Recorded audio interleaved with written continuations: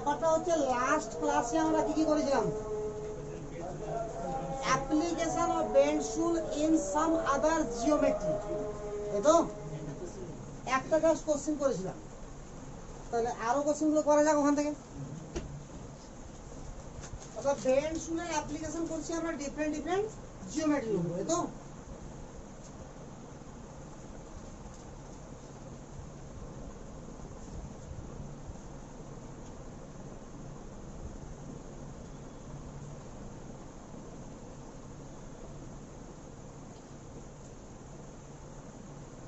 Question আকারে লিখে নিয়ে রাখি, কোশ্চেন মার্কস দিয়ে,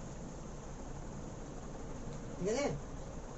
এখানে যে অ্যাঙ্গেলটা আছে θ1, এটা যে অ্যাঙ্গেলটা আছে θ2, এটা যে অ্যাঙ্গেল আছে θ3, এখানে যে বন্ড লেন্থ আছে অর্থাৎ সালফার থেকে অক্সিজেন পর্যন্ত যে বন্ড লেন্থটা আছে, এটা ধরা হলো x1,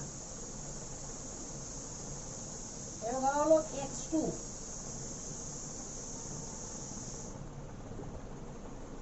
এটা ধরা হলো x3, x1, x2 and x3, ঠিক আছে এতটুকু। এবার কোশ্চেন হচ্ছে আমার যে compare θ1, θ2 and θ3 and x1, x2 and x3, অর্থাৎ আমাকে কম্পেয়ার করতে বলছে θ1, θ2, θ3 এর মধ্যে কে বড় কে ছোট, আর x1, x2, x3 এর মধ্যে কে বড় কে ছোট। কর দেখি পারবি বলতে, না ভাবতে পারছিস না?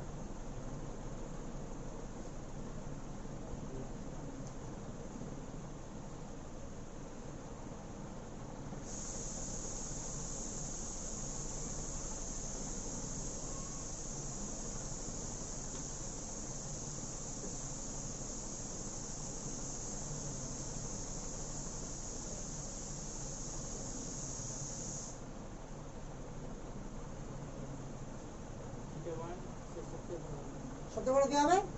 θ1, তারপর θ2, আর θ3, তারপর θ2। বুঝে বুঝে করে লটারি মারলি। না না, θ2 হবে, ক্লোরিন না। সবথেকে বড় কি হবে? ক্লোরিন। আচ্ছা, তোদের কি হলো? উল্টাটা θ3 সবথেকে কি বড়, তারপরে সব থেকে ছোট এটা, আর তোমার মধ্যে বড় এটা। ফ্লুরিন, ক্লোরিন, ব্রোমিন, তিনটার মধ্যে হাইলি ইলেকট্রোনেগেটিভ কোনটা? ফ্লুরিন। তাহলে ইলেকট্রোনেগেটিভিটি বেশি হয় তাহলে অরবিটাল লম্বা হবে না ছোট হবে? লম্বা হবে না? আরে তবে তো হাইলি ইলেকট্রোনেগেটিভ অ্যাটম সেখানে লাগবে যেখানে মোর পি ক্যারেক্টার, বুঝলাম? তাহলে ফ্লুরিন যে অরবিটালটার সঙ্গে লেগেছে সালফারের, সেখানে পি ক্যারেক্টার কি আছে? বেশি আছে। তো যত লম্বা হবে বন্ড অ্যাঙ্গেল কি হবে? ছোট হবে। আরে ভালো করে ভাব, এখানে যদি এতটুকু জায়গা জুড়ে থাকে তাহলে এইটুকু জায়গার মধ্যে আমার কি হচ্ছে? ইলেকট্রন ঘুরঘুর করছে, দুটো ইলেকট্রন। আর যদি ছোট হয়ে যায় তাহলে দুটো ইলেকট্রন এখানেই মুভ করছে, তাহলে এখানে ঘন হবে কি হবে না? ইলেকট্রন ডেনসিটি এখানে হাই হবে, তাহলে এখানে রিপালশনটা বেশি হবে, তাহলে বন্ড অ্যাঙ্গেল কি হবে? বুঝা গেল? তাহলে সবথেকে ছোট বন্ড অ্যাঙ্গেল কোনটা? θ1, θ2, না বুঝা গেল না? বল।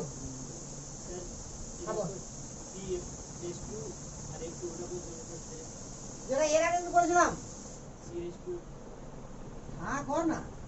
এইচ ছিল, এইচ ছিল, আর এফ ছিল, আর এফ ছিল। তাহলে ফ্লুরিন হাইলি ইলেকট্রোনেগেটিভ ছিল। দেখ ভালো করে, ফ্লুরিন আর ফ্লুরিনের মধ্যে যে অ্যাঙ্গেল সেটা সবথেকে ছোট ছিল। তারপর ফ্লুরিন আর হাইড্রোজেন, আর সবথেকে বড় ছিল হাইড্রোজেন। হাইড্রোজেন দেখে নে, ছিল এটা না নদী ছিল? আরে বুঝা গেল? কোথাও সন্ধ্যা তাহলে বল, উল্টা হয়ে গেছিল। তাহলে এখানে কি বুঝতে পারলে? হাইলি ইলেকট্রোনেগেটিভ অ্যাটম সেখানে যুক্ত হবে যেখানে কি থাকবে? মোর পি ক্যারেক্টার। আর পি ক্যারেক্টার যত বেশি থাকবে অরবিটালের সাইজ তত লম্বা হবে, এর জন্য ইলেকট্রন ডেনসিটি কি হবে, কমে যাবে। আর ইলেকট্রন ডেনসিটি কমে গেলে কি হবে, ইলেকট্রন রিপালশনটা কি হবে আমার, কম হবে। তাহলে ইলেকট্রন রিপালশন যদি আমার কম হয়ে যায় তাহলে বন্ড অ্যাঙ্গেল কি হবে, ছোট হবে। আর রিপালশন যত বেশি হবে বন্ড অ্যাঙ্গেল তো তাহলে ক্লিয়ার।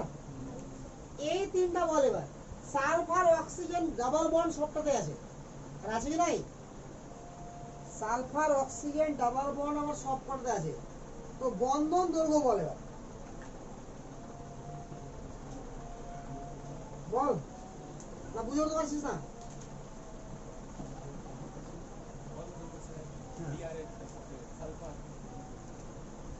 আরে S bond double bond O S double bond O S double bond, x1 x2 x ধরেছি, তাহলে x1 বড় না x2 বড় না x3 বড়, x1 বড়। কেন? শোন ভালো করে, এখানে আমার হাইব্রিডাইজেশন কত হয়েছে বল আগে, sp2 না, বুঝতে পারলি না, না sp3 হয়েছে। কি করে দেখ, সালফার আছে না এখানে, বল সালফারের তুই সিগমা বন্ড কটা দেখতে পাচ্ছিস, তিনটা। তাহলে স্টেরিক নাম্বার বের করতে শিখে গেলাম কি করে, number of sigma bond plus number of lone pair.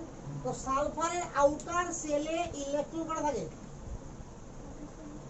সালফারের electron বল 2 8 6, তাহলে বাইরে কটা হবে 6টা।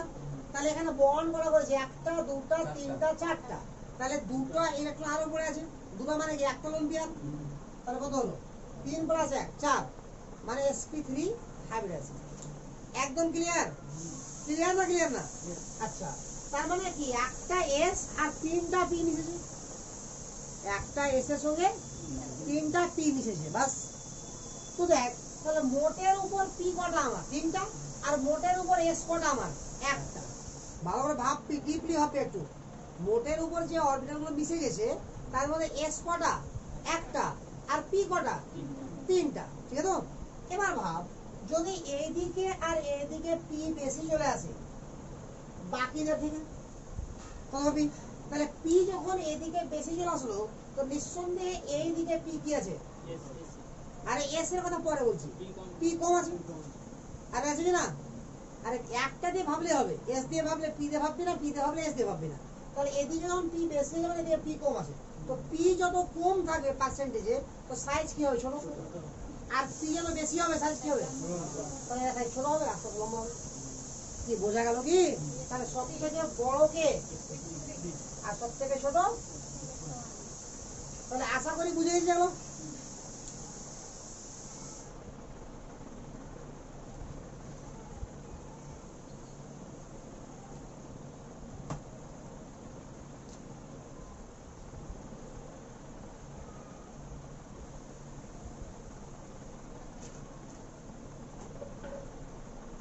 দেখেছে? আচ্ছা, এখানে আর শিখাই, এখানে একটা জিনিস শিখলে আরো, এস ক্যারেক্টার যত বাড়বে তত অরবিটালের সাইজ ছোট হবে না বড় হবে, ছোট হবে, একদম একমত সবাই তো? এস ক্যারেক্টার যত বাড়বে অরবিটালের সাইজ তত ছোট হবে। উল্টা করে যদি বলি পি ক্যারেক্টার যত বাড়বে অরবিটালের সাইজ তত লম্বা হবে। ক্লিয়ার না বল? আচ্ছা, এবার শুন, অরবিটালের সাইজ যদি ছোট হয়, ঠিক আছে, তার মানে আমি এরকম করে দেখাচ্ছি, দেখ এটা নিউক্লিয়াস, এটা হচ্ছে অরবিটালের সাইজ, ক্লিয়ার? আর বড় সাইজ মানে নিউক্লিয়াস, একদম ক্লিয়ার, ভালো ভাব, ঠিক আছে? এবার ভাব, এর এখান পর্যন্ত ইলেকট্রন বিস্তার লাভ করেছে আর এর এখান পর্যন্ত বিস্তার লাভ করেছে। তো বাইরে থেকে কোনো অ্যাটম যদি ইলেকট্রন টানতে চায় তো কার কাছ থেকে ইলেকট্রন ইজি টানতে পারবে, নিকেটের কাছ থেকে। ক্লিয়ার? ক্লিয়ার না? তাহলে এস ক্যারেক্টার এর কি কম, এর কি বেশি, তাহলে পি ক্যারেক্টার বাড়ার সঙ্গে সঙ্গে কি হচ্ছে, ইলেকট্রন দান করার প্রবণতা বেড়ে যাচ্ছে। উল্টা করে বল যে এস ক্যারেক্টার বাড়ার সঙ্গে সঙ্গে একটু গ্রহণ করার প্রবণতা বেড়ে যাচ্ছে, দান করার প্রবণতা কমছে, এর মানে কি গ্রহণ করার প্রবণতা বাড়ছে। আর যারা ইলেকট্রন গ্রহণ করে তাকে কি বলা হয়, ইলেকট্রোনেগেটিভ অ্যাটম। আরে বলা হয় কিনা? তার মেন কথা এখান থেকেই এসছিল, যেটা অর্গানিক ব্যবহার করি আমরা, যে এস ক্যারেক্টার বাড়ার সঙ্গে সঙ্গে তড়িৎ ঋণাত্মকতা বাড়তে থাকে। বুঝলো তো? তাহলে এই দুটো পিকচার আঁকবি আঁক, না আঁকবি না, একটা পয়েন্ট করে লিখে নিছে। On increasing S character, on increasing S character,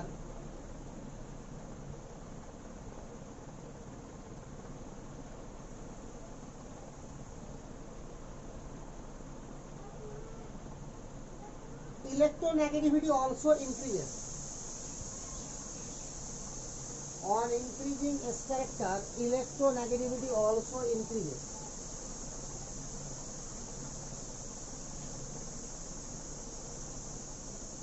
বুঝা গেল না? Electronegativity also increases. Electronegativity also increases. আরে হয়েছে কি হয়নি? ক্লিয়ার? তাহলে এরকম একটা কোশ্চেন দিচ্ছেন, দেখ ভালো করে।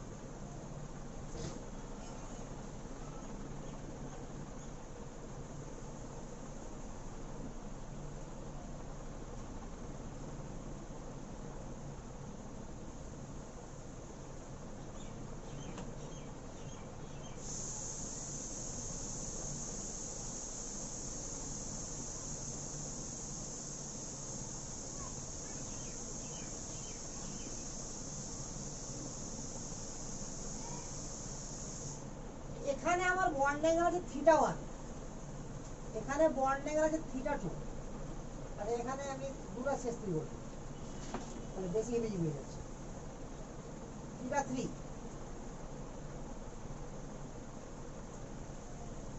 θ4, দেখো বল কোনটা বড় কোনটা ছোট? হ্যাঁ হ্যাঁ বল, ছবিটা আগে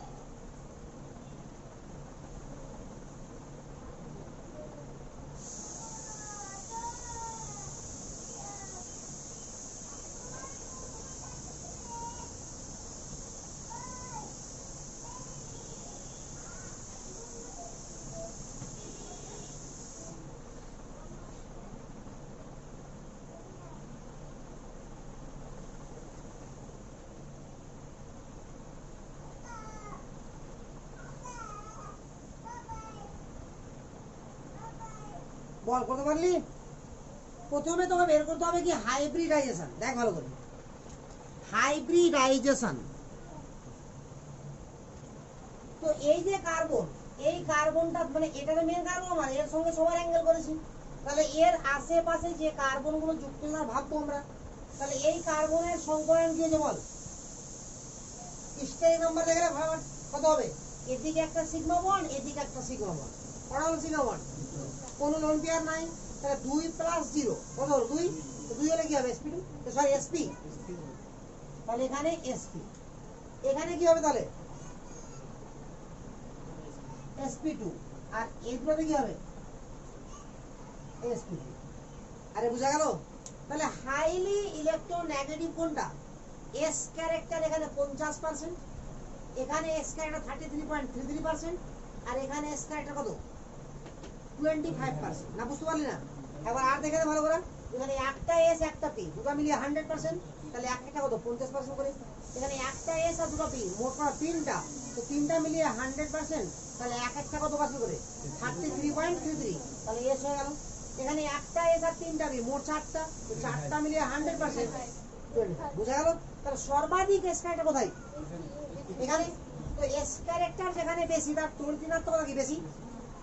তার মানে কি, যদি আমি এটাকে ফ্লুরিন, ক্লোরিন আর ব্রোমিন ধরতাম, তাহলে কি হতো, এটা ফ্লুরিন হতো, এটা ক্লোরিন হতো, এটা ব্রোমিন হতো। আরে মোটামুটি আইডিয়াটা কথা বলছি আমি, কারণ ফ্লুরিনের তড়িৎনাত্মকতা ব্রোমিন থেকে ক্লোরিন থেকে বেশি, আর ক্লোরিনেরটা ব্রোমিন থেকে বেশি। তাহলে সর্বাধিক তড়িৎনাত্মকতা এটা কিনা, আর সবথেকে কম কোনটা, এই দুটা। তাহলে এই দুটার মধ্যে অ্যাঙ্গেল সবথেকে কি হবে, বড়। আর সবথেকে ছোট কোনটা, এই দুটা। কি বোঝা গেল? তারপরে ছোট কোনটা, এটা, তারপরে এটা। তাহলে সব থেকে ছোট হচ্ছে θ1, তারপরে θ4, তারপরে θ2, তারপরে θ3। বোঝা গেল কি? দেখতো ভালো করে একটু, না কনফিউশন থাকলো? তাহলে থেকে গেল। আচ্ছা তুই ভাব, এই জায়গাটাকে আমি এভাবে লিখতাম, দোকান থেকে থাকতো কি তোর? এটাকে ফ্লুরিন করে দিলাম, এটাকে ক্লোরিন করে দিলাম, এটাকেও ব্রোমিন করে দিলাম, এটাকেও ব্রোমিন করে দিলাম। এবার অ্যাঙ্গেল দিচ্ছি θ1, θ2, θ3, θ4। বল এবার সব থেকে ছোট কোনটা হবে? ফ্লুরিন সর্বাধিক তড়িৎনাত্মক নাকি, তারপরে তো ক্লোরিন। তাহলে সব থেকে ছোট অ্যাঙ্গেল কি হবে, ফ্লুরিন আর ক্লোরিনের মধ্যে। তাহলে সব থেকে ছোট কি হবে, θ1। বল ক্লিয়ার না, ক্লিয়ার না? তারপরে কোনটা হবে বল, ফ্লুরিনের সঙ্গে ক্লোরিন, ফ্লুরিন তো নিতে হবে না। তাহলে কি হবে, θ4। তারপর কি হবে বল, ক্লোরিন আর ব্রোমিন, ও θ3, এসব θ2, তারপরে θ3। এখনো ক্লিয়ার না তুই? আগে এটা বুঝতে পেরেছিস বল আগে, হয়তো। তাহলে এটাই সেম জিনিস। এখানে এস ক্যারেক্টার কত আছে বল, 50%। এখানে তার থেকে কম, এখানে তার থেকে কম। আমি কি বললাম একটু আগে, লিখালাম কি, এস ক্যারেক্টার বাড়তে গেলে তড়িৎ-ঋণাত্মকতা বাড়তে থাকে। বুঝা গেল? তার মানে সর্বাধিক তড়িৎ-ঋণাত্মক এলিমেন্ট কোনটা, এটা। তারপরে এটা আইজো ইকুয়াল, তো এটার মতো হলে চলবে না। তাহলে এবার বন্ড অ্যাঙ্গেল একই রকম হবে।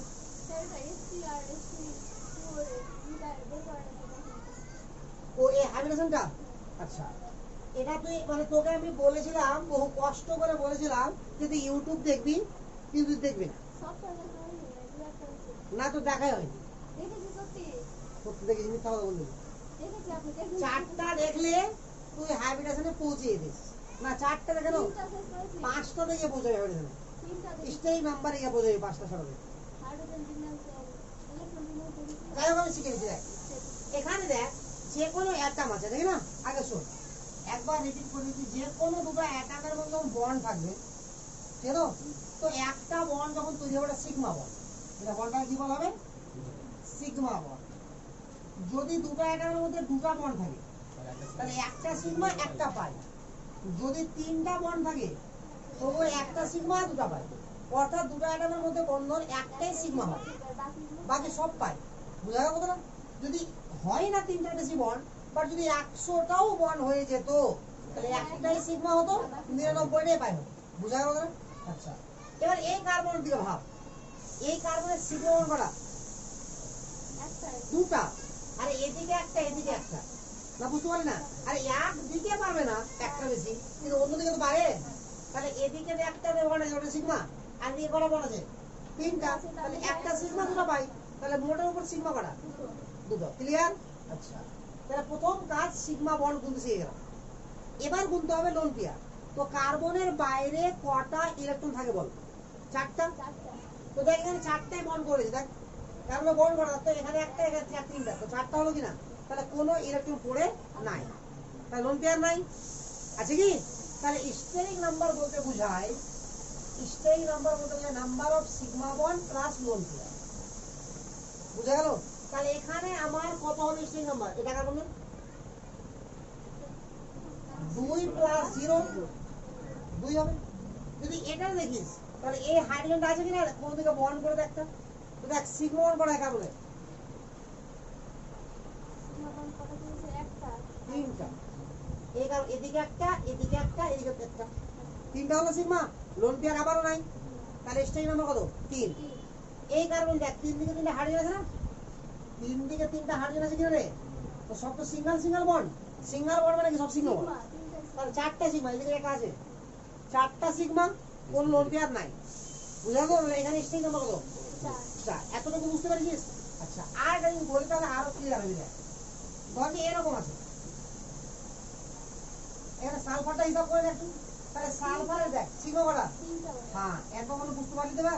সিগমা 3টা, এদিকে একটা, এদিকে একটা, এদিকে একটা। এবার চলাই সালফারের বাইরে ইলেকট্রন থাকে কটা? 6টা। তাহলে বন্ড কটা হয়েছে সালফারের? দুটো একটু ভাগ করা আছে, তো দুটো ইলেকট্রন মানে একটা লোন পেয়ার। তাহলে এখানে স্টেরিক নাম্বার কত? 4। তাহলে স্টেরিক নাম্বার গুনতে পারলে এবার, তাহলে স্টেরিক নাম্বার যদি আমার 2 হয় তাহলে sp 3 হলে sp2, 4 হলে sp3, 5 হলে sp3d, 6 হলে sp3d2 আর 7 হলে sp3d3। বল একদম ক্লিয়ার? 7 থেকে আর বেশি আপাতত হবে না, আপাতত না, ভবিষ্যতে হবে না, চিন্তা করিস না, ঠিক আছে? ক্লিয়ার এতটুকু? তো এরকম যেখানে ডাউট থাকবে কিনা কোন রকম দ্বিধাবোধ না করে জিজ্ঞাসা করে নেবে। তাহলে এবার বল এস ক্যারেক্টারের কাহিনী বুঝে গেলি, তাহলে এস ক্যারেক্টার বাড়লে তড়িৎ ঋণাত্মকতা বাড়ে, এটা মনে থাকবে তো? ক্লিয়ার না? ক্লিয়ার না? আচ্ছা, এটা লাস্ট অ্যাপ্লিকেশন আর করে নি কোশ্চেন আকারে।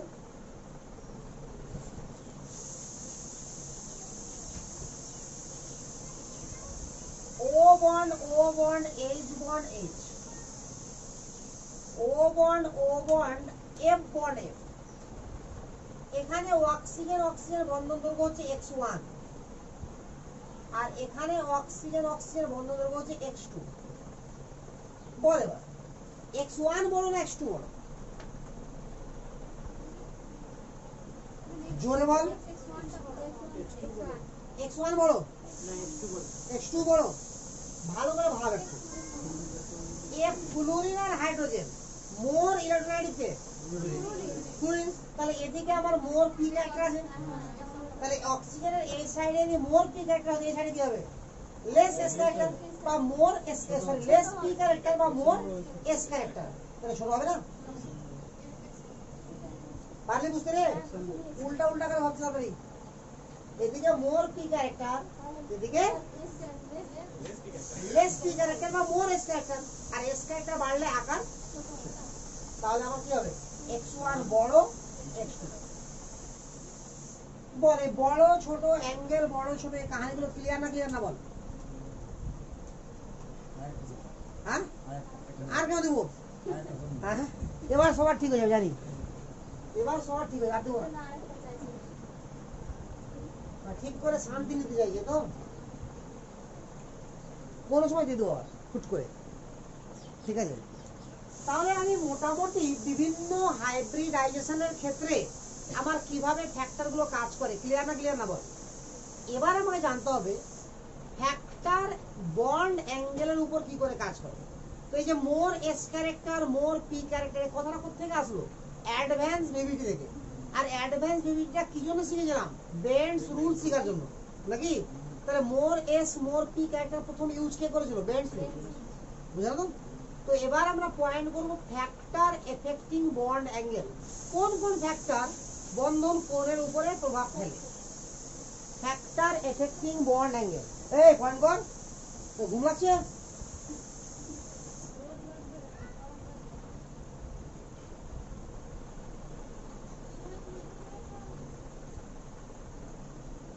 ফ্যাক্টর এফেক্টিং বন্ড অ্যাঙ্গেল, ঠিক আছে? কোন কোন ফ্যাক্টর আমার কি করবে? বন্ড অ্যাঙ্গেলের উপরে ইফেক্টিভ। কোন কোন ফ্যাক্টর বন্ড অ্যাঙ্গেলের উপরে ইফেক্টিভ, বাস এটুকু।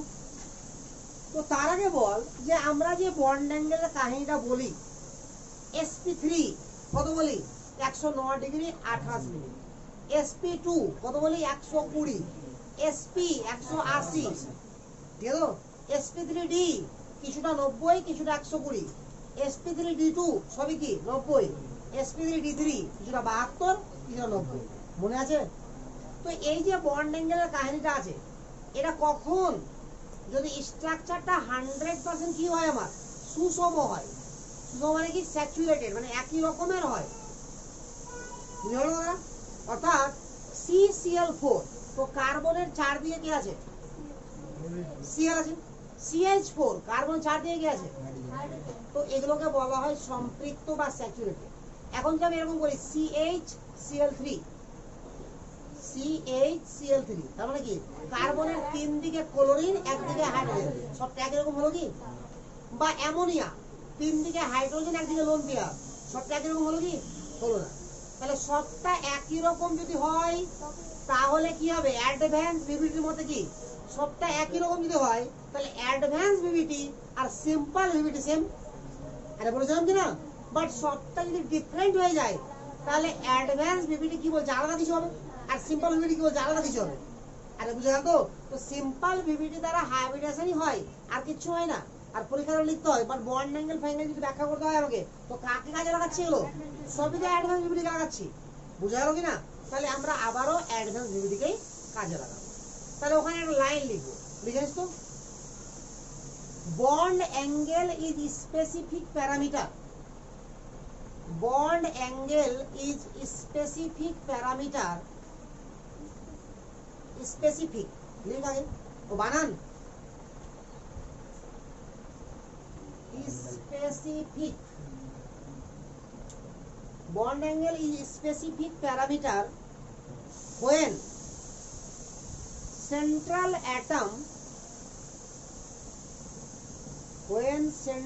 atom or concerned atom, central atom বলো না, হ্যাঁ central atom বলা যায়, concerned atom বলা যায়। তো when central atom or concerned atom has no lone pair,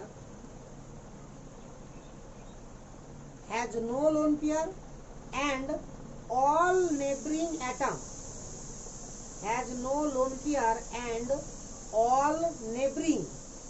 মানে প্রতিবেশী, all neighboring atoms are identical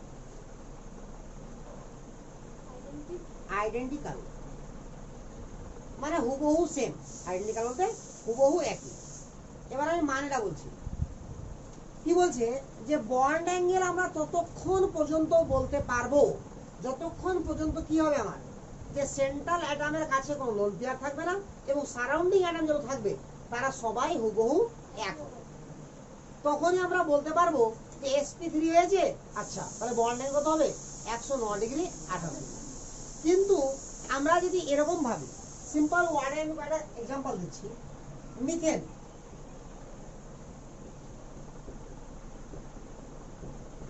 methane chloroform,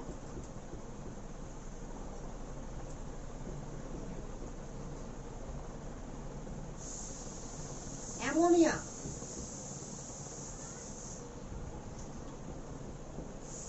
এইভাবে না দিয়ে জল,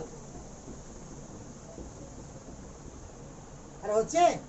তাহলে সবটাতে আমরা দেখি ভালো করে, তো স্টেরিক নাম্বার 4 হবে। দেখ 4 + 0, 4 + 0, 3 + 1 আর 2 + 0, তো 4। তাহলে সবটাতেই হাইব্রিডেশন কি? sp3।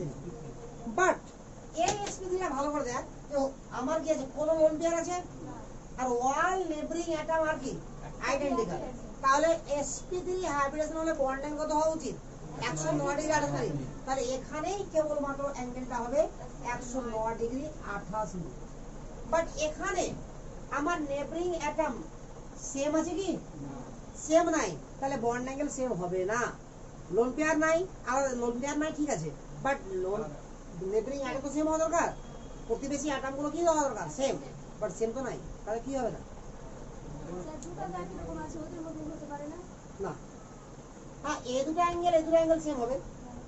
অ্যাঙ্গেল, আচ্ছা অ্যাঙ্গেল নিয়ে ভাবি, তাহলে আবার ভাবতে পারি যে এটা θ1 θ2 আর তো কিছু হবে না।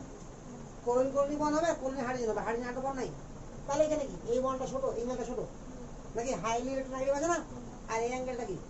তাহলে তো আমরা আগে থেকেই জেনে গেছি যে θ1 বড় θ2 থেকে, তাহলে প্রশ্নই নাই সমান করার। আরে কথা বুঝা গেল কি না? তাহলে ক্লিয়ার। এবার এখানে চলে, তো আমরা ভেসপার থিওরি অনুযায়ী শিখেছি, যদি ব্যাখ্যা কে করেছিল অ্যাডভান্স ভিভিটি, যে লোন পেয়ার রিপালশন সর্বাধিক, তারপরে লোন পেয়ার বন্ড পেয়ার, তারপরে বন্ড পেয়ার। তাহলে এখানে তো লোন পেয়ার আছে, তো লোন পেয়ারের সঙ্গে এখানে বন্ড পেয়ার অ্যাট্রাকশন করছে, রিপালশন কাজ করছে। আর এখানে এই দুটোর মধ্যে কি বন্ড পেয়ার, তাহলে এখানে রিপালশনটা কম হবে আর এখানে বেশি হবে। তাহলে এই অ্যাঙ্গেলটা কম হবে, এই অ্যাঙ্গেলটা বেশি হবে। ক্লিয়ার? তাহলে বন্ড অ্যাঙ্গেল সেম হবে কি? 109 হবে, এখানে আরো কম হবে। বুঝা গেল? হ্যাঁ, এখানে লোন পেয়ার রিপালশন হচ্ছে, এখানে লোন পেয়ার বন্ড পেয়ার হচ্ছিল। এখানে লোন পেয়ার হবে, লোন পেয়ার বন্ড পেয়ার হবে, দু রকম হবে। বুঝা গেল? তাহলে আমার যে বন্ড অ্যাঙ্গেলের কাহিনীটা বলছি, তার মানে কি বোঝা গেল? যে বেশিরভাগ জিওমেট্রিতেই আমার বন্ড অ্যাঙ্গেল কি হয়? এফেক্টেড, চেঞ্জ হয়ে যায়। নাকি? কখন চেঞ্জ হবে না? মানে হাইব্রিডাইজেশন যার ভাবছি তার কোনো লোন পেয়ারও নাই, আর তার চার সাইডে অ্যাটম গুলো কি আছে? হুবহু একই। একমাত্র সেই ক্ষেত্রেই আমরা বলতে পারবো যে বন্ড অ্যাঙ্গেলটা কত হবে, কত হবে নির্দিষ্ট করে আমরা বন্ড অ্যাঙ্গেলটা বলতে পারবো। আদারওয়াইজ সব সময় বন্ড অ্যাঙ্গেল কি হবে? এফেক্টেড। বুঝা গেল কথাটা না গেল না বল? একদম ক্লিয়ার? আচ্ছা, এটা বইনি লিখে নে।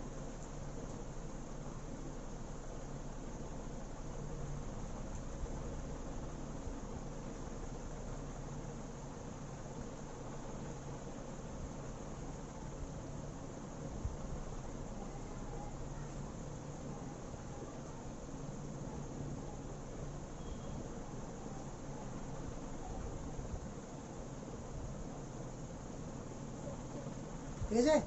আচ্ছা, তাহলে আমরা যখন বন্ড অ্যাঙ্গেলের কাহিনী লিখবো, তাহলে কোন কোন ফ্যাক্টর আমার বন্ড অ্যাঙ্গেলকে ইফেক্ট করে? তো নাম্বার 1 লিখবো বেন্স রুল।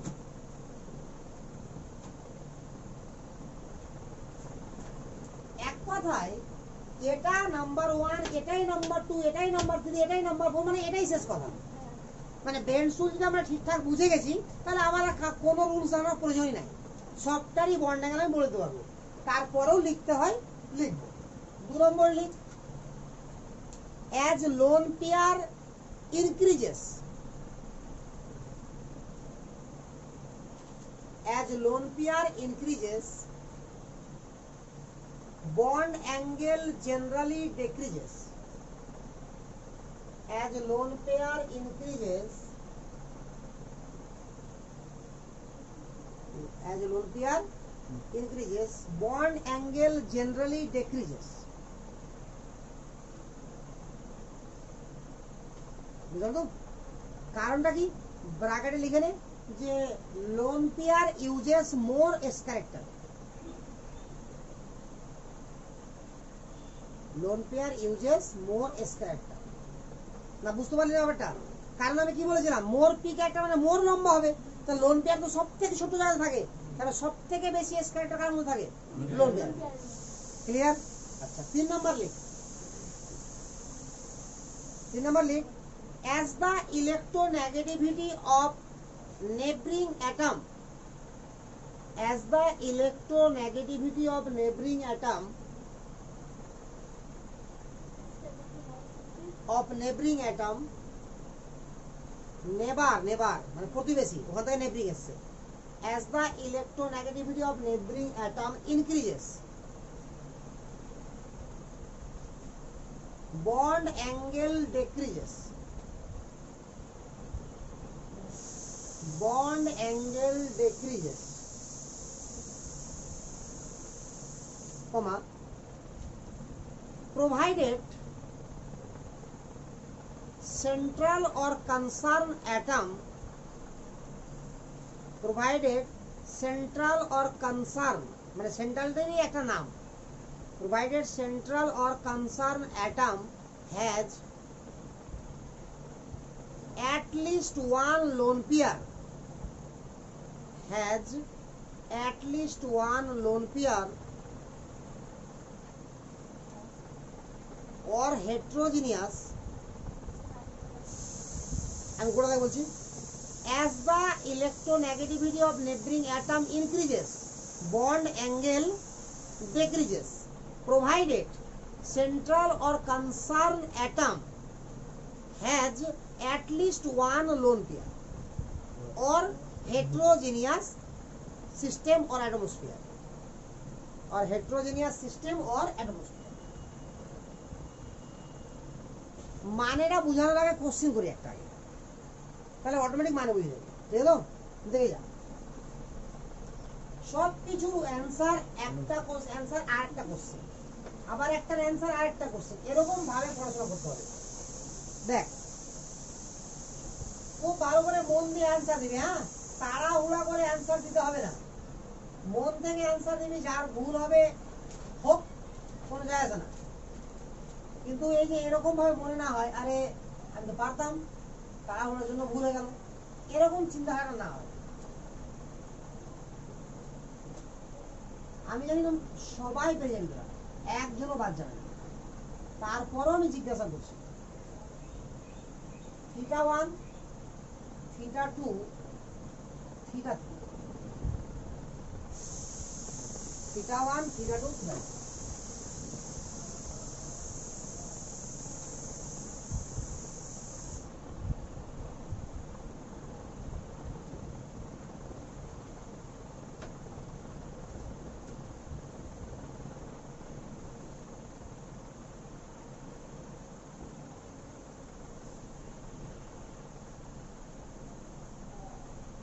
ঠিক আছে, দুই ক্ষেত্রে অ্যারেঞ্জ কর, ছোট থেকে বড় ভাব। বল সবথেকে ছোট কোনটা? ক্লোরিনের। হ্যাঁ, ক্লোরিনের ইলেকট্রন বিন্যাস করলে বাইরে 7টা থাকবে, তাহলে একটা বন্ড করে গেছে, তাহলে এখনো 3 জোড়া আছে।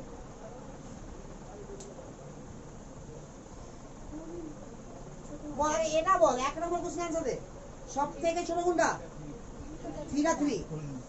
তারপরে আর সব থেকে বড় এটা। কে কে অ্যানসার করেছিস? সবাই তো? কোনো কনফিউশন নাই কারো? একদম ক্লিয়ার?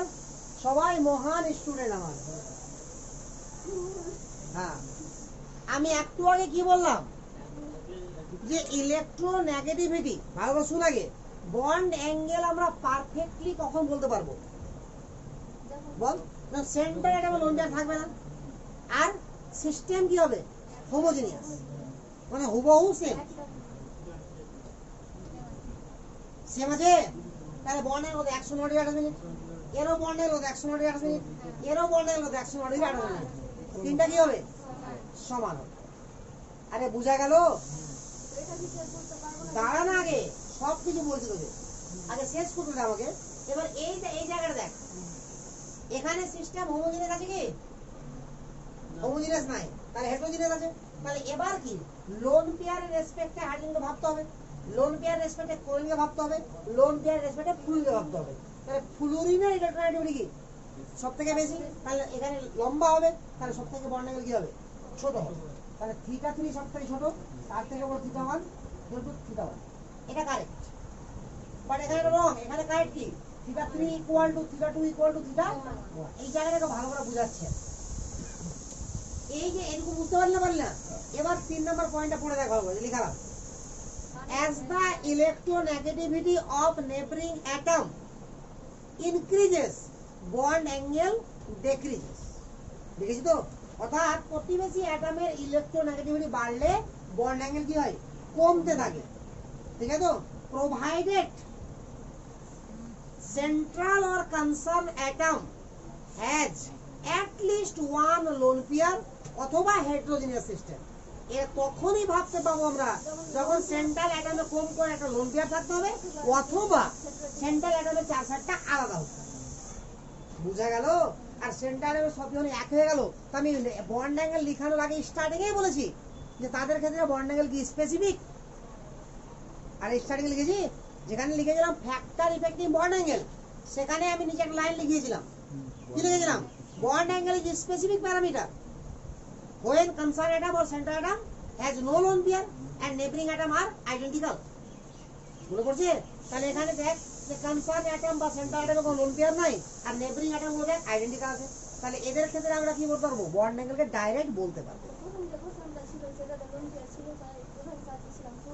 হ্যাঁ, সবটাতে লোন পেয়ার ছিল, অথবা হেটেরোজেনাস ছিল সিস্টেম। লোন পেয়ার অথবা হেটেরোজেনাস। হেটেরোজেনাস মানে কি? যতগুলো বন্ড হওয়া উচিত, একটা বন্ড আলাদা হলে হলো। একটা বন্ড আলাদা হলেই সেটা হেটেরোজেনাস হয়ে গেল। আরে ক্লিয়ার না? ক্লিয়ার না? আরে ক্লিয়ার তো? শিওর? হ্যাঁ, আচ্ছা। আরে একটা করছি, দাঁড়ো না। এটা বুঝতে পেরেছিস? ক্লিয়ার? তাহলে নিচেরটা বুঝতে পেরেছিস তো? বাট এটাও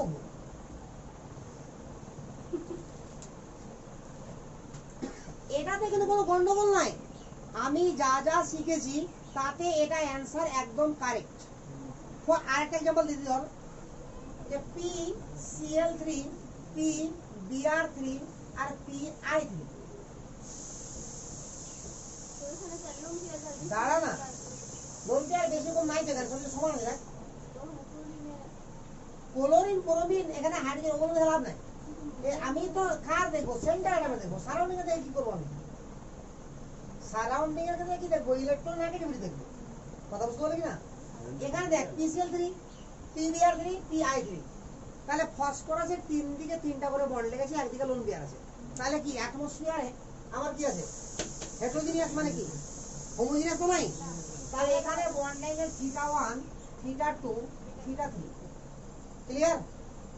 তো হাইলি এনার্জিতে ক্লোরিন, তাহলে ক্লোরিন সবথেকে ছোট হবে, তারপরে ব্রোমিন, তারপরে আয়োডিন। এখানে আবার 100% কারেক্ট। তাহলে এটাও কারেক্ট হওয়া উচিত ছিল, এই হিসাবে এটা কারেক্ট হবে। ঠিক আছে? এটা সব হিসাবে কারেক্ট হওয়া উচিত ছিল, সব হিসাবে। কিন্তু এটা হবে না, এটা এক্সেপশন, এটা ব্যতিক্রম। বুঝলেন তো? এবার এখানে একটা জিনিস মনে রাখ যে আমি আগেই বলেছি যে কেমিক্যাল বন্ডিং তোদেরকে এতটা ডিটেলসে পড়াবো যে কোনো এক্সেপশন আমি রাখবোই না, সব এক্সেপশনকে রুলসে পরিণত করবো। কারণ আজকে যেটা তোর মাধ্যমিকে যেটা তোর জন্য ছিল কি এক্সেপশন, সেটা হায়ার সেকেন্ডারিতে কি দেখছিস? কোনো এক্সেপশন না, এটা ব্যাখ্যা করা যাচ্ছে। আবার আজকে তুই হায়ার সেকেন্ডারি দেখবি এক্সেপশন, সেটা দেখবি জয়েন্টে যখন পড়বি সেটা ব্যাখ্যা করা যাবে। আবার জয়েন্টে যেটা দেখবি যে এক্সেপশন, অনার্সে যে দেখবি সেটাকে ব্যাখ্যা করা যাচ্ছে। ঠিক আছে? আসলে ব্যতিক্রম কিছুই নাই। হ্যাঁ, তোদের জন্য ব্যতিক্রম, এরও কথা। তো এখানে এটা ব্যতিক্রম তোদের জন্য, বাট এটাও ব্যতিক্রম নাই। বুঝলো? তাহলে এর জন্য একটা জিনিস শিখবো, সব বলছি আগে যেহেতু আমরা কারণই শিখবো, তাহলে ঝামেলা করার কিছুই নাই। আরে বুঝালো কিনা? যখন তো কারণ শিখে যাচ্ছে। আচ্ছা, আগে সঠিক অ্যান্সার বলতে হবে। সব থেকে বড় হবে θ1। দাঁড়া দাঁড়া দাঁড়া রুক, থাম তো। সব থেকে বড় হবে θ2, তারপর θ1, তারপর θ2। এটা কাজ। সব থেকে বড় হবে θ2, তারপর θ1, তারপর θ3। লিখে নে, যা লিখবো সব লিখে নিবি। উড়িয়া মুখ করছে।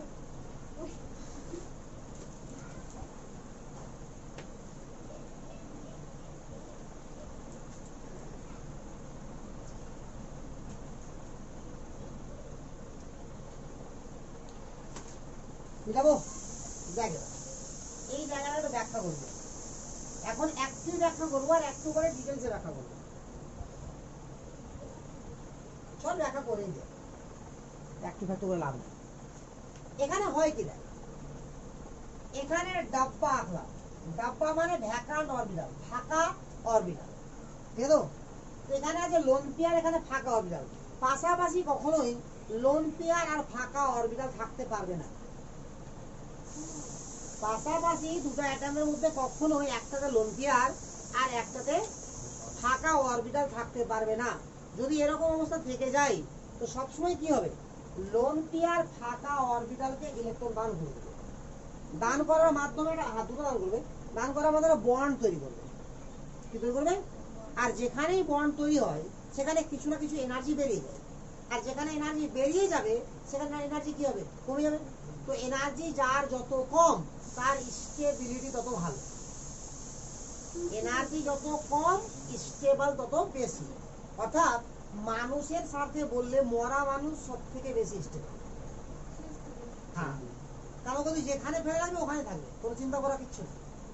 ঠিক আছে? যার এনার্জি যত বেশি তাকে একটা নির্দিষ্ট জায়গাতে রাখা তত কষ্টকর। ঠিক আছে? তো যেমন ধর মরা মানুষ হতে বেশি স্টেবল, তারা কোমাতে যারা পড়ে আছে, মানে মরবো যারা হয়ে আছে, তাদের থেকে তারা একটু কম স্টেবল।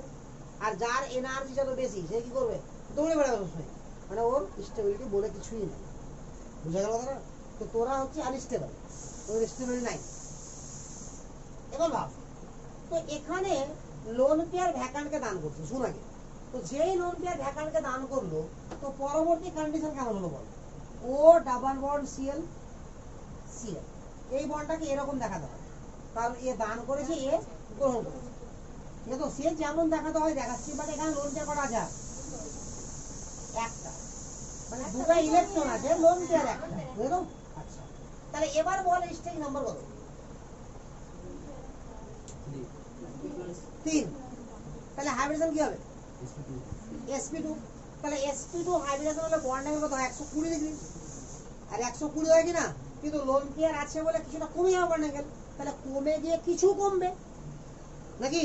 কমে তার 109 তো আর হচ্ছে না, আরে হবে কি? ক্লিয়ার না? ক্লিয়ার না? বাট এগুলো তো কি ছিল? sp3। তাহলে বন্ড অ্যাঙ্গেল ছিল 109 ডিগ্রি 28 মিনিট। তার উপরে লোন পেয়ার আছে বলে কি হচ্ছে? আরো কমে যাচ্ছে। বুঝা গেল? তাহলে এ যতই কমুক 109 আসবে কি? আসবে না। তাহলে এটা হয় কত? এটা পরীক্ষালব্ধ মান হয় 117 ডিগ্রি। এটা আমার এক্সপেরিমেন্টাল, এটা মুখস্থ, পরীক্ষা করে দেখা গেছে এর বর্ণের কত? 117। তাহলে এখন কোশ্চেন হচ্ছে যে এটাতে হলো, এগুলোতে তো হবে না কেন? ওই জায়গাটাই আমরা বুঝবো যে কার কাছে ফাঁকা অরবিটাল আসবে আর কার কাছে আসবে না। তো এখানে যেটা ফাঁকা অরবিটাল আসা উচিত সেটা হয় পি আসতে হবে আর না হলে ডি আসতে হবে। কি কি আসতে হবে বলো? হয় পি আর না হলে ডি। আর এই ধরনের বন্ডিং যদি হয়, সব বলে যাচ্ছি, একটা কোশ্চেনও থাকবে না, আগে আমাকে বলতে দে। তো এখান থেকে যে বন্ডিংটা হচ্ছে, এই বন্ডিংটার নাম হচ্ছে ব্যাক বন্ডিং। এই ধরনের এটা বন্ড হলো, এক্সট্রা বন্ডটা হলো কিনা, এই এক্সট্রা বন্ডটার নাম কি? Back bond. Back bond. তাহলে প্রথমে আমরা আগে একটা এক্সট্রা পয়েন্ট করে কি পড়বো? ব্যাক বন্ডিং কে পড়বো, তারপরে আমরা আসছি। ঠিক আছে? তো চল আগে পড়ে নি ব্যাক বন্ডিং। হ্যাঁ, সব লিখবি, লিখবি মানে একটা ওয়ার্ড তো বাদ যাবে না, আগে বলেছি।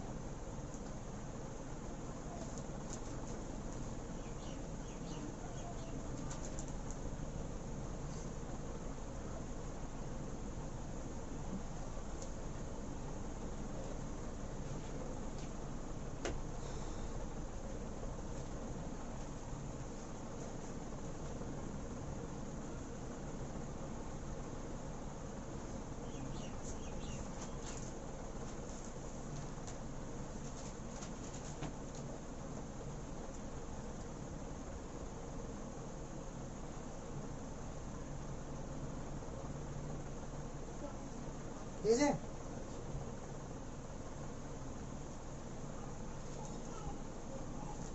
তাহলে এবার আর একবার বলি যে ব্যাক বন্ডিং কখন হয়?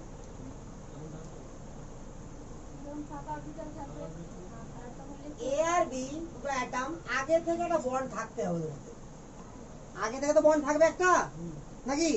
তারপরে একজনের কাছে থাকতে হবে লোন পেয়ার মিনিমাম একটা, আর একজনের ভ্যাকার, তাহলে দান করে দিবে, এই বন্ডটার নাম হবে ব্যাক বন্ড।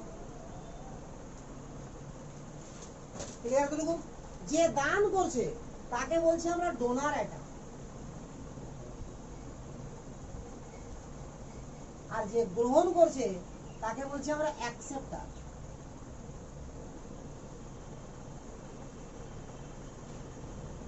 যে দান করছে তাকে বলছি ডোনার অ্যাটম, আর যে গ্রহণ করছে তাকে বলছি আমরা অ্যাকসেপ্টার, গ্রাহক। আর ডোনার মানে দাতা। ঠিক তো? তাহলে এবার চলে আয় আমরা ব্যাক বন্ডিং এর কন্ডিশন জানছি। তাহলে এবার পয়েন্ট করবো condition for back bonding. condition for back bonding। এবার আগে ওটা লিখে নিলি তো ডোনার অ্যাটমকে ডি দিয়ে লিখলাম, সেদিকে লিখলাম ডোনার অ্যাটম হলো ডি দ্বারা, আর অ্যাকসেপ্টরকে লিখলাম এ দ্বারা। বুঝা গেল? যদি আমার এটা ব্যাক বন্ডিং তো পাই বন্ড, তো পাই বন্ড কে করবে? আমি যদি বলি তো এস অরবিটাল কখনো পাই বন্ড করতে পারে না, পারে কি? আরে মিনিমাম তো পি থেকে লাগবে। তো এক নম্বর কক্ষে যদি থাকে আমার, যারা এক নম্বর কক্ষে আছে তাদের ক্ষেত্রে কখনো এস পি থাকবে কি? দু নম্বর তাহলে কি হবে? এসও থাকবে, পিও থাকবে। তাহলে মিনিমাম সেকেন্ড পিরিয়ডের এলিমেন্ট না হলে সেটা কখনো পাই বন্ড করতে পারবে না। বুঝা গেল তো? তাহলে ধরে নেওয়া হলো এটা আমার আছে সেকেন্ড পিরিয়ডের এলিমেন্ট। আচ্ছা, এখানে লিখি ডোনার আমার সেকেন্ড পিরিয়ড, অ্যাকসেপ্টারও আমার সেকেন্ড পিরিয়ড। বুঝা গেল কথাটা? তাহলে আগে থেকে একটা বন্ড তো আছে ওদের মধ্যে, আগে থেকে একটা বন্ড আছে, এই বন্ডটা, আর এই দুটো বন্ড হলো, না বুঝা গেল না? সেটা কি পাই বন্ড হলো? ক্লিয়ার না? ক্লিয়ার না? তো আমি এর আগের বন্ডটাকে দেখাবো না এভাবে, আমি এর পিকচারটাকে দেখাবো এরকম ভাবে। এখানে যে বন্ডটা হলো সেটা এরকম হলো, মানে ব্যাক বন্ডিংটা শুধু দেখাচ্ছি আমি, পাশাপাশি ওভারল্যাপ হয়ে গেছে, এভাবে ব্যাক বন্ডিং হলো। তো এই ব্যাক বন্ডিংটা কি? প্রথমটা কত? টুপি, পরেরটাও কত? টুপি। তাহলে ব্যাক বন্ডিং নাম কি? টুপি, টুপাই টুপাই, বা টুপি পাই টুপি পাই, টুপি পাই টুপি পাই। এখানে যেটা পাই বন্ড করবে সেটা কি? টুপি অরবিটাল। আর এখানে কার সঙ্গে করবে? টুপি অরবিটাল। মানে এস তো করতে পারবে না, তাহলে এর ইলেকট্রন বিন্যাস করলে আমরা 2 নম্বর কক্ষে কি পাবো? এস আর পি। 3 নম্বর কক্ষে কি পাবো? S P R D. বাস্তব? তাহলে এখানে আমার মানে পাই বন্ড করতে পারবে শুধু পি, এখানেও কেমন হবে? পি, এখানেও টুপি, এখানেও টুপি, তাহলে পাই বন্ড হবে টুপি টুপির মধ্যে। তাহলে পাই বন্ডের নাম কি হবে? টুপি পাই। বুঝা গেল? বাট যদি যদি আমার এটা সেকেন্ড পিরিয়ডে হয়, খুব ভালো করে দেখ আগে, আর এটা যদি থার্ড পিরিয়ডে হয়ে যায়, তাহলে এখানে পাই বন্ড কে করতে পারবে? টুপি। আর এখানে 3পিও পারবে, 3ডিও পারবে। বুঝা তো? তাহলে টুপির সঙ্গে টুপি একটা, ওটাকে বলবো পি পাই পি পাই, আর টুপির সঙ্গে 3ডি একটা, ওটাকে বলবো কি? পি পাই পি পাই। বুঝা গেল কথা না? না বুঝা গেল না? এর কাছে আমার অর্ডার কি কি আছে বল? 2s আর 2p। তাহলে s তো পাই বন্ড করতে পারবে না। এর কাছে কি আছে বল? 3s 3p আর 3d। তাহলে s তো পারবে না, তাহলে কে পারবে? তার এর 2s এর সঙ্গে, তার মানে এর 2p করবে একবার, আর এর 3p করবে একবার, আর 2s এর সঙ্গে 3d করবে একবার। দু রকম পাই বন্ড হবে, আর হবে কি হবে না? তাহলে পাই বন্ড দেখতে কেমন হবে দেখ। হ্যাঁ আপনি এস বলছিলেন মানে এস বলছি আমি, তাহলে ভুল বলতেছি। এটা 2p, এটা 3p, এটা 2p, এটা 3d, এটা পাই বন্ড হবে। তো দেখ, প্রথমটার হবে 2p, আমি এখানে পিকচার রাখছি,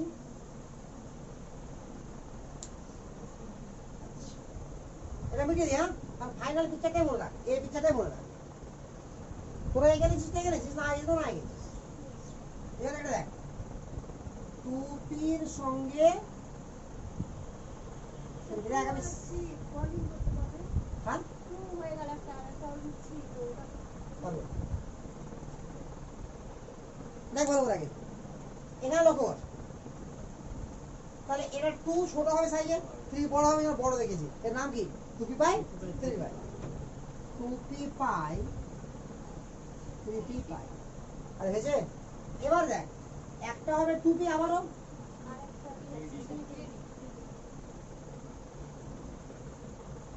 হয়ে গেল, তার 2p পাই 3d পাই। একদম ক্লিয়ার? যদি উল্টাটা হতো, এটা আমার হতো 3 নাম্বার পিরিয়ডে, আর এটা হতো আমার 2 নাম্বার পিরিয়ডে। 2p পাই 3p পাই 2p পাই, আর 3d পাই 2p পাই।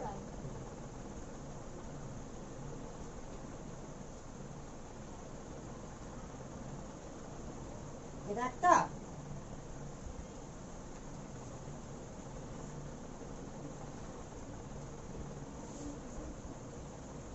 বুঝা গেল? তাহলে নাম কি হবে? 3p পাই 2p পাই, 3p পাই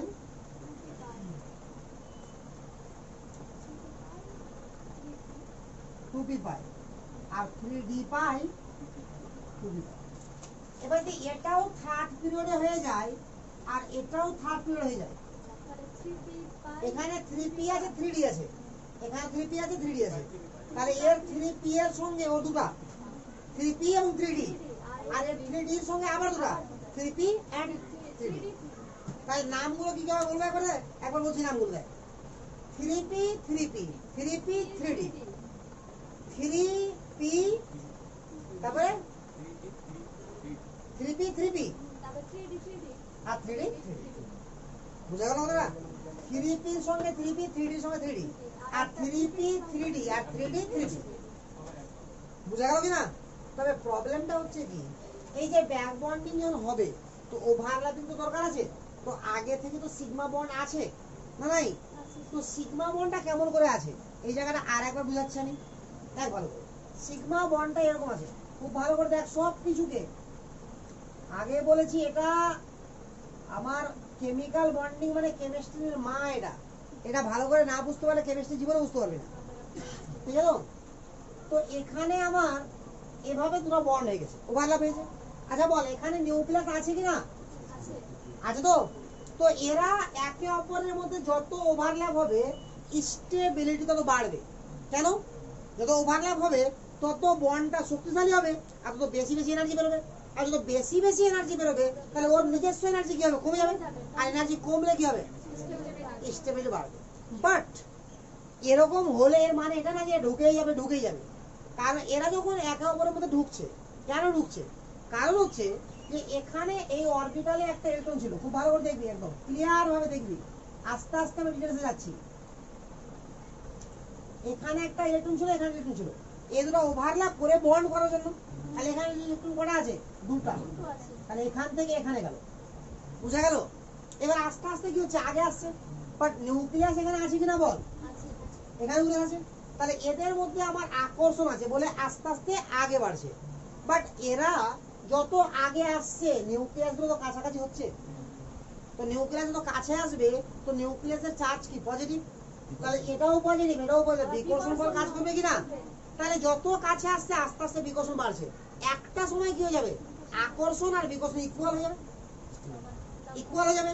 তারপরে আরো কাছে নিয়ে আসলে কি বিকর্ষণ বেশি হয়ে যাবে, আরো কাছে নিয়ে আসলে বিকর্ষণ বেশি হয়ে যাবে, তখন বন্ডটা ব্রেক করে যাবে। বুঝলেন তো? তাহলে সর্বাধিক কত দূর আসতে পারবে?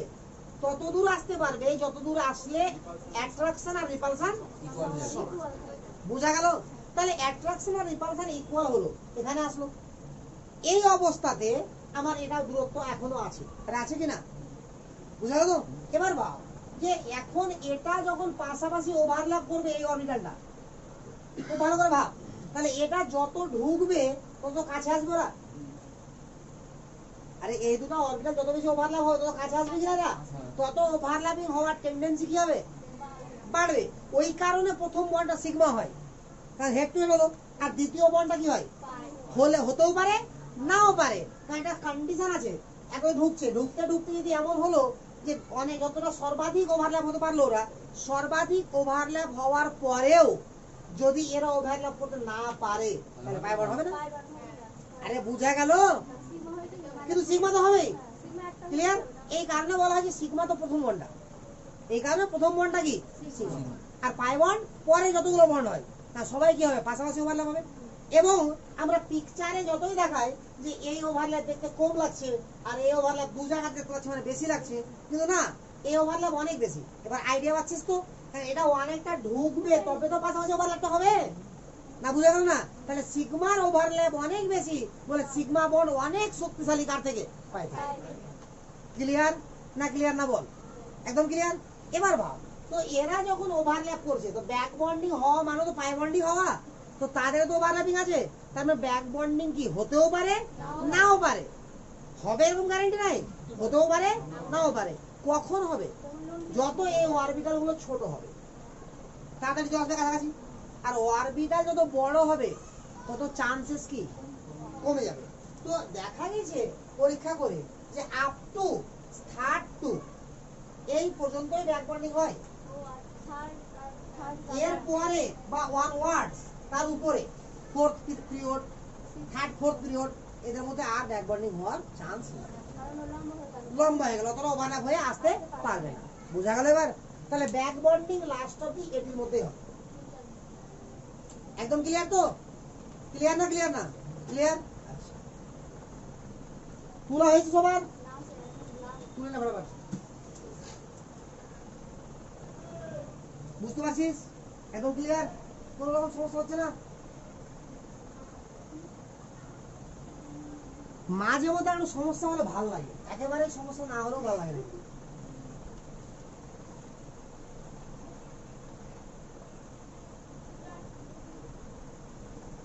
ইনঅর্গানিকে কেমিক্যাল বন্ডিং, ফিজিক্যালে আয়নিক ইকুইলিব্রিয়াম এন্ড থার্মোডাইনামিক্স, আর অর্গানিকে জিওসি। এই চারটা চ্যাপ্টার হচ্ছে খুবই খুবই ভাইটাল চ্যাপ্টার ক্লাস 8। বাকি যে চ্যাপ্টারগুলো আছে, ঠিক আছে তো, ওগুলো বইয়ে যা লেখা আছে সেটি পড়লেই যথেষ্ট, আর কিছু না বললো। কিন্তু এই চারটা চ্যাপ্টারকে মানে ওর নারী নক্ষত্র সব জানতে হবে।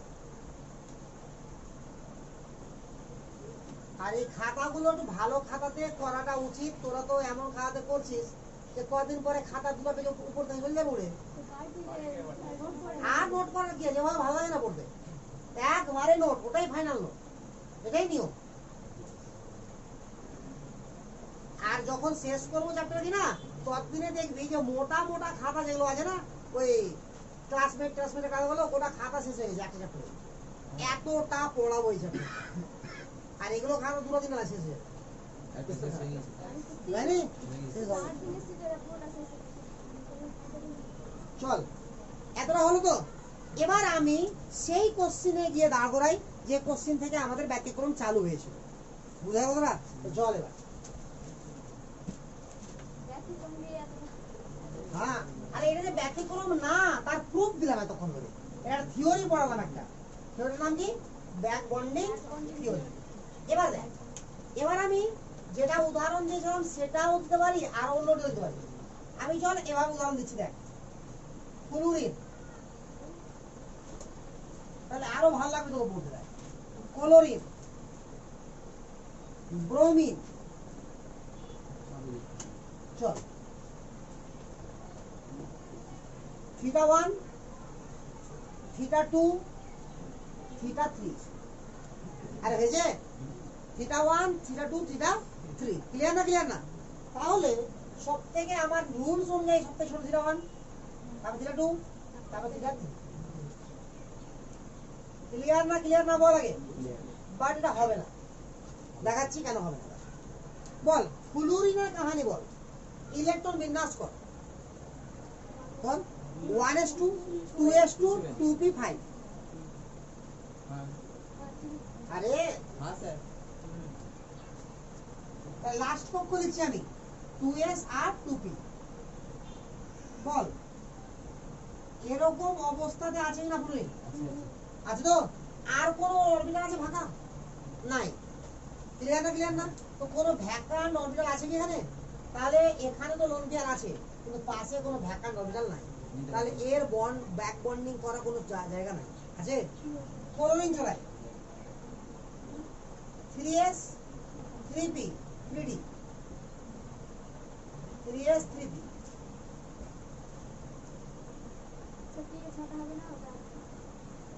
আরে এবার থাকবে তবে তো হবে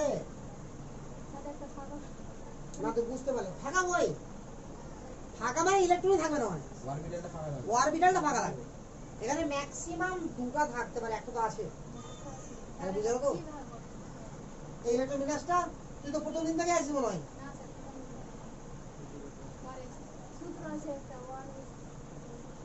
আমার ইউটিউব আছে, বড় মোবাইল আছে, ইউটিউব আজকে খুলবি, লিখবি কেমিক্যাল বন্ডিং 11 বাই এসএসআর। হ্যাঁ, প্রথম 3টা লেকচার আছে, তো দুটো লেকচার 29 মিনিট করে আছে মনে হয়, 30 মিনিট 29 মিনিট করে আছে। প্রথম পর পর 3টা লেকচার দেখে নিবি, বাস বুঝে যাবি। ঠিক আছে তো? আর প্রথম পর পর তুই 3টা দেখে নিবি, ঠিক আছে তো? একদিন কষ্ট করে 3টা দেখে নিবি, দেখবি যে অনেক ছেলে সব ক্লিয়ার হয়ে যাবে। বল এখানে এখানে ইলেকট্রন আছে কিনা বল।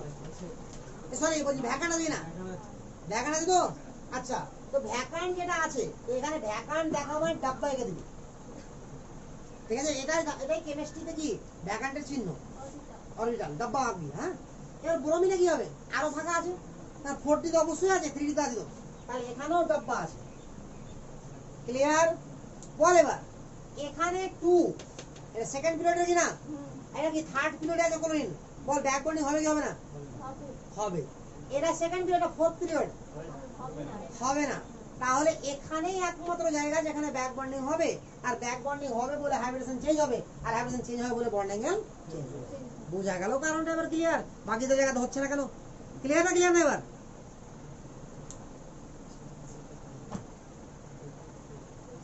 আরে আরো অনেক থিওরি আছে, অনেক। এখানেও যে তোকে আমি সব পড়িয়ে দেবো তা না, সব পড়ানো যাবে না, সব পড়ালে অনার্স কমপ্লিট হয়ে যাবে। ঠিক আছে তো? কিছু কিছু জায়গায় এখন তোকে মনে রাখতে হবে, তবে আমি খুব কম জায়গায় মনে রাখতে বলবো, সব জায়গায় ব্যাখ্যা করেই যাবো। কি হলো, গল্প করছিস কেন? দেখেছে তোলা তাড়াতাড়ি বল তো।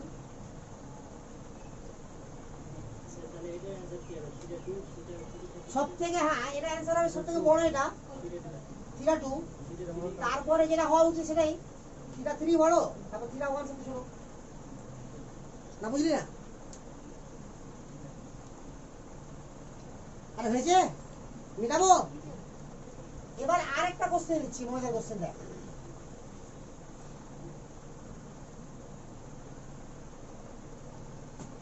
NH3 NCl3 NF3 NH3 NCl3 আর NF3, এখানে থিটা 1, এখানে থিটা 2, এখানে থিটা 3, সব জায়গাতে লোন পেয়ার আছে। দেখ ভালো করে, তো নাইট্রোজেন কোন পিরিয়ডের মৌল? সেকেন্ড পিরিয়ডের মৌল। Chlorine third, hydrogen first period, কোনো ভ্যাকান্ট অরবিটাল নাই। ক্লোরিনে ভ্যাকান্ট আছে, ফ্লুরিনে ভ্যাকান্ট নাই। তাহলে এটা সেকেন্ড আর থার্ড, বল ব্যাক বন্ডিং হবে কি হবে না? আরে সেকেন্ড থার্ড এর সেকেন্ড আর থার্ড পিরিয়ড মানে এখানে হবে, আরে হবে কি হবে না? তাহলে সবথেকে বড় কোনটা হওয়া উচিত বন্ডিং এর? থিটা 2, তারপরে থিটা 1, এটা হাইলাইট করে ফুলে গেছে। আরে বুঝা যাচ্ছে না, বেশি বুঝে গেলি। ক্লিয়ার না? ক্লিয়ার না? আবার এখানে এটা হবে, কি বলছি বল তুই, বল বল বল, তুই আগে নিজে ঝেড়ে গাছ তো কি বলতে চাইছিস তুই? উল্টা পাল্টা চিন্তাধারা কোনটা? আরে এটাই তো হওয়া উচিত না, দুটো কিছু বলতে পারছি। কার এখানে ব্যাক বন্ডিং হওয়া উচিত?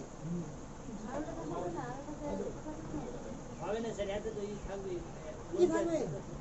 লোন পেয়ার হাজারটা থাকবে, আমার লোন পেয়ার ব্যাক মানে কি ভ্যাকান্টকে দান করলে ব্যাক বন্ডিং হয়ে গেল, বাস। আমি কি বলছি, মিনিমাম একটা লোন পেয়ার লাগবে, ম্যাক্সিমাম বলছি কি ওটা থাকা দরকার কি? ম্যাক্সিমাম যেটা থাকতে পারে 12, মিনিমাম একটা থাকলেই, আর মিনিমাম একটা ভ্যাকান্ট অরবিটাল থাকলে কি হবে? Back bonding. আরে বুঝলি তো, এতে এত আবিষ্কার করে রেখেছে এরা সবাই যে ওটি পড়তে পারছি না, আবার নতুন করে আবিষ্কার করতে শুরু করে দিছিস। দেখ এবার শোন, এখানে এটা ব্যাক বন্ডিং করবে না, শুধু এটাই ব্যাক বন্ডিং করবে না, এরকম কন্ডিশনে দুনিয়ার যে আসবে সবাই ব্যাক বন্ডিং করবে, সবাই করবে। অর্থাৎ ব্যাক বন্ডিং এ যেটা কন্ডিশন থাকবে, সেই কন্ডিশনে যারা পড়বে তারা সবাই ব্যাক বন্ডিং করবে, এক্সেপশন শুধু NCl3। দেখো তার মানে কি, যদি আমরা ব্যাক বন্ডিং কে ব্যতিক্রম ধরতাম, এটা কি ব্যতিক্রমের ব্যতিক্রম হয়ে যেত, ঠিক আছে? তো ওটাকে এখন যেহেতু আমরা শিখে গেছি বলে ওই ফর্মুলা অনুযায়ী আপাতত কি এটা ব্যতিক্রম, আর এটা যদি শিখে নিই এটা থাকবে না, ঠিক আছে? তো এটা যেহেতু আমার সিলেবাস অনুযায়ী আপ টু নিট IIT সমস্ত এক্সাম অনুযায়ী এটাকে ব্যতিক্রম ধরে যদি পড়ে নিই, ও থিওরি নাও পড়ি, তবু আমার প্রবলেম হবে না, ঠিক আছে? তবে এটুকু তারপরেও মনে রাখবো যে কেন ব্যতিক্রম, এটা কেন বন্ড করবে। আরে বাই চান্স কেন দিবে? কি বাই চান্স দিবে? হ্যাঁ বন্ড অ্যাঙ্গেল চেয়ে এলো, তো সঠিকটা দিতে হবে, সঠিকটা দিতে হবে। অর্থাৎ এটার জন্য কি হবে, এটার জন্য ব্যাক বন্ডিং একটা তো হবে না, তাহলে ব্যাক বন্ডিং যদি না হয় তো সবথেকে ছোট অ্যাঙ্গেল কোনটা? এটা, তারপরে এটা, তারপরে এটা, ওটাই হবে অ্যান্সার। তাহলে সবথেকে ছোট হবে থিটা 3, তারপর হবে থিটা 2, তারপর থিটা 1। কিন্তু প্রবলেম কি, একবার ব্যাক বন্ডিং হচ্ছে আর একবার হচ্ছে না। তো সব জায়গাতে ব্যাক বন্ডিং হবে যেখানে হওয়া উচিত, একমাত্র এখানে হবে না। যদি কারণ বলতেই হয় তো এর নেচার হচ্ছে এক্সপ্লোসিভ নেচার। এক্সপ্লোসিভ মানে কি, বিস্ফোরক। এটা হচ্ছে বিস্ফোরক পদার্থ, মানে ল্যান্ড মাইন দেখেছিস সিনেমা গুলো দেখানো হয় রে, আরে পায়ে মাটিতে বোমা গেড়ে দেওয়া আছে, আরে বরফের মধ্যে দিল জ্বালে সিনেমা দেখে যেতে পারেন, হ্যাঁ লাস্ট সিনে একদম বরফে পা দেবে আর শুরু হয়ে গেল ফাটা, তো ওটাকে বলা হয় ল্যান্ড মাইন, ঠিক আছে? তো ল্যান্ড মাইনটা কিরকম শুনে আগে। ল্যান্ড মাইন এমন যে যেটা কাউটা থাকে, কাউটা, ঠিক আছে? কাউটা টাইপের লোহার একটা স্প্রিং থাকবে যার মধ্যে থাকে NCl3, ঠিক আছে? এটা কাজ কি হবে দেখ, ল্যান্ড মাইন ততক্ষণ পর্যন্ত ফাটবে না যতক্ষণ পর্যন্ত ওর উপরে প্রেসার বাড়াতে পারবে। অর্থাৎ তুই যে পাটা দিয়ে দিলি কিনা, তো তুই যদি ওর পাটা দিয়ে তোর প্রেসার পড়ে গেল একটা, যদি ওই প্রেসারটা একই রাখতে পারিস, তুই অপরিবর্তিত রাখতে পারিস বা বাড়াতে পারিস কন্টিনিউয়াসলি, তো ওই বোমা সারা জীবনও ফাটবে না। কিন্তু প্রেসার যদি সামান্য কমে যায় তাহলে বোমা ফেটে যাবে।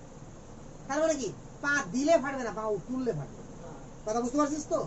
এটা হচ্ছে ল্যান্ড মাইনের প্রথম কথা। কেন এরকম হয়? কারণ হচ্ছে যখন প্রেসার ইউজ করলাম তারা ব্যাক বন্ডিং করে নিয়েছে, বাট ব্যাক বন্ডিং করার পর বুঝতে পারছে যে এই ব্যাক বন্ডিংটা আনস্টেবল। ফলে কি হবে, এবার ভাঙতে শুরু করবে। তো ভাঙার জন্য কি দরকার বল? ভাঙতে গেলে তো এবার এটা মানে কি, এটা চাপা পড়ে আছে, একটা তো স্পেস দরকার। তাহলে স্পেস না পেলে ভাঙতে পারবে না। আর ভাঙলে কি হবে, এনার্জি বেরোবে, আর ওই এনার্জিটা কি হবে, বিস্ফোরণ হবে। বোঝা গেল না? এই জন্য ল্যান্ডমাইন আরো অনেক কাহিনী আছে, বাট তার একটা উপাদান হচ্ছে কি, কেমিস্ট্রি ভালো করে জান, আস্তে আস্তে দেখবি মানে হায়ার সেকেন্ডারিতেই তুই কেমিস্ট্রি ভালো করে তুই শিখতে পারিস, তাহলে ছোট বড় তুই সবই শিখে নিবি, বোমা টোমা বানাতে টানাতে সব শিখে নিবি। ঠিক আছে, তবে ট্রাই করিস না কোনদিন, ঠিক আছে, শিখে রাখছি। আর হয়েছে, আর একটা এক্সেপশনাল বন্ডিং এর মনে রাখবি, সেটা হচ্ছে ইথার। ইথার আর আর দেখ, এখানে কোনো ব্যাক বন্ডিং হওয়ার ইচ্ছা নেই। আর মানে কার্বন, আর মানে কি মনে রাখবি, কার্বন। এখানে অনেকগুলো কার্বন আছে, তো কার্বনে কোনো ভ্যাকান্ট অরবিটাল থাকে না, তাহলে ব্যাক বন্ডিং হওয়ার কোনো চান্স নাই। এখানে হাইব্রিডেশন কি, sp3, হাইব্রিডাইজেশন কত রে, তাহলে বন্ডিং এর কত হওয়া উচিত 109 ডিগ্রি 28 মিনিট, কিন্তু লোন পেয়ার আছে বলে বন্ডিংটা কমে যাবে। কমে গিয়ে কত হবে, 109 ডিগ্রি 28 মিনিটে কম হবে। কত হবে জানি না, এটা তো নিয়ম, বাট বাস্তবে এটা বন্ডিং হয় 111 মিনিট। উল্টা বেড়ে গেছে কেন, যে এই গ্রুপটা আর এই গ্রুপটা রিপালশন হয়ে যায়। হ্যাঁ, এদের মধ্যে ধাক্কা ধাক্কি বেড়ে যায় বলে কি হয়, রিপালশন হয়ে যায়। ঠিক আছে, রিপালশন হয়ে যাওয়ার জন্য বন্ড অ্যাঙ্গেল বেড়ে যায়। তাহলে বন্ড অ্যাঙ্গেলের সর্বশেষ তথ্য পাওয়া পর্যন্ত ব্যতিক্রম থাকলো দুটা, একটা NCl3 আর একটা ইথার। হ্যাঁ, কোনটা দেখ, আরে এই দুটো ইথার মধ্যে কার্বন, এখানে কার্বনের sp3 হাইব্রিডেশন হয়েছে, আবার এই কার্বনগুলো এদের আশেপাশে অনেক কার্বন আছে, আর আছে কি না?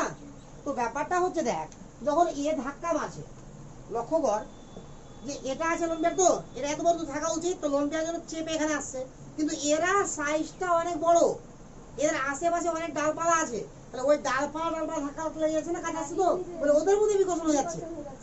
বুঝা গেল?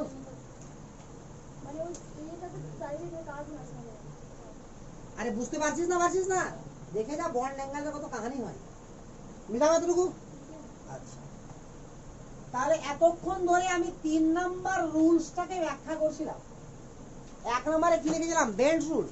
2 নম্বরে কি লিখেছিলাম, যদি লোন পেয়ার ইনক্রিজ করে তো বন্ড পেয়ার ডিক্রিজ করবে, বন্ড অ্যাঙ্গেল ডিক্রিজ করবে। আর 3 নম্বরে কি লিখেছিলাম, মনে পড়ছে তো? তাকে এতক্ষণ ধরে ব্যাখ্যা হলো। 3 নম্বরের এত ব্যতিক্রম ছিল এতটা। এবার 4 নম্বর লেখ। হ্যাঁ, 3 নম্বরের মধ্যে সব ব্যাক বন্ডিং সব ঢুকিয়ে দিলাম। 4 নম্বর জায়গা, as the size of central atom increases, as the size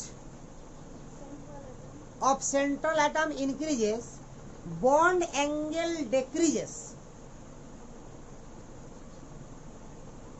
provided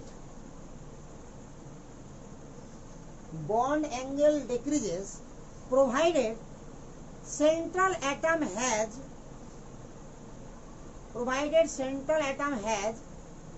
heterogeneous atmosphere. Central atom has heterogeneous atmosphere. আর একবার বলছি, as the size of central atom increases, bond angle decreases, provided central atom has heterogeneous atmosphere or system. আরে clear? এর মানেটা ভালো করে বুঝে নে, একটু মানেও বুঝে নে আর থিওরিটাও বুঝে নে। কারণ কি, যদি আমার হেটেরোজিনিয়াস না থাকে, মানে হোমোজিনিয়াস থাকে, তাহলে বারবার কি বলেছি, হোমোজিনিয়াস থাকলে স্পেসিফিক বন্ড অ্যাঙ্গেল হবে, অর্থাৎ হাইব্রিডেশন যেটা হওয়া উচিত সেটাই হবে। চেঞ্জ কখন হবে, ইফেক্ট কখন হবে, যখন হেটেরোজিনাস। ঠিক আছে? তো চল একটা গ্রুপ লিখছি আমরা, নাইট্রোজেনের গ্রুপটা বল কি লিখেছিলাম মনে আছে? নানা পাটেকার, অ্যাস্টেরিয়া, সাবলেকার। সবটা হাইড্রোজেন লাগে যে অ্যামোনিয়া, ফসফিন, আর্সাইন, অ্যান্টিমনি, বিসমুথাইল। ঠিক আছে? লাগে দিলাম সবটা। চলাই এর বন্ড অ্যাঙ্গেল θ1, এর বন্ড অ্যাঙ্গেল θ2, এর বন্ড অ্যাঙ্গেল θ3, এর বন্ড অ্যাঙ্গেল θ4, এর বন্ড অ্যাঙ্গেল θ5। আরে ক্লিয়ার না? ক্লিয়ার না? এটা ভাবার আগে আমি দুটো পিকচার আছে, দেখ দুটো পিকচারে কি বুঝতে পারছিস? আর একটা সাইজ বড়, একটা সাইজ ছোট, আর কিছু আগে নেই, বেশি বুঝিস না তো। এবার দুটোতে আমি সেম অ্যাঙ্গেল আছে, দেখ এটাও সাইড দিকে ধরে গেছি আমি, এটাও সাইড দিকে রেখেছি, সেম অ্যাঙ্গেল রেখেছি। বাট এটা অ্যাটমটা বড় হওয়ার জন্য এত দূর তো অ্যাটমের মধ্যেই ছিল, এই বন্ডটা অ্যাটমের নিউক্লিয়াস এটা, তাহলে এতক্ষণ পর্যন্ত অ্যাটমের মধ্যে ছিল। এবার অ্যাটম থেকে বাইরে আসলো, তাহলে এইখানকার ইলেকট্রন আর এখানকার ইলেকট্রন মধ্যে প্রথম কি ঘটবে? রিপালশন ঘটবে। আরে কথা বুঝা গেল না? আর এখানে ছোট অ্যাটম হওয়ার জন্য কি হচ্ছে? এখানে একটা অ্যাটম ইলেকট্রন বেড়ে গেছে, তাহলে এখানে রিপালশন হবে। বল রিপালশনটা কোথায় বেশি হবে? এখানে, কারণ ছোট অ্যাটম বলে একটু পরেই ইলেকট্রন দেখতে পেয়ে যাচ্ছে, ওই তো তাড়াতাড়ি রিপালশন হয়ে যাচ্ছে। তো রিপালশন যত বেশি হবে বন্ড অ্যাঙ্গেল কি হবে? বড় হবে। বুঝা গেল? তার মানে সাইজ যত ছোট হবে বন্ড অ্যাঙ্গেল কমবে। কমবে না? এটা সাইজ বড় না? সাইজ যত বড় হবে বললাম তাহলে বন্ড অ্যাঙ্গেল কমবে, আর সাইজ যত ছোট হবে কখন? যদি সেন্ট্রাল অ্যাটমটা হেটেরোজিনিয়াস হয়, হোমোজিনিয়াস না হয়। এবার ভাষাটা পড়, এটা লিখালাম, এটা লিখালাম, ভাষাটা পড়।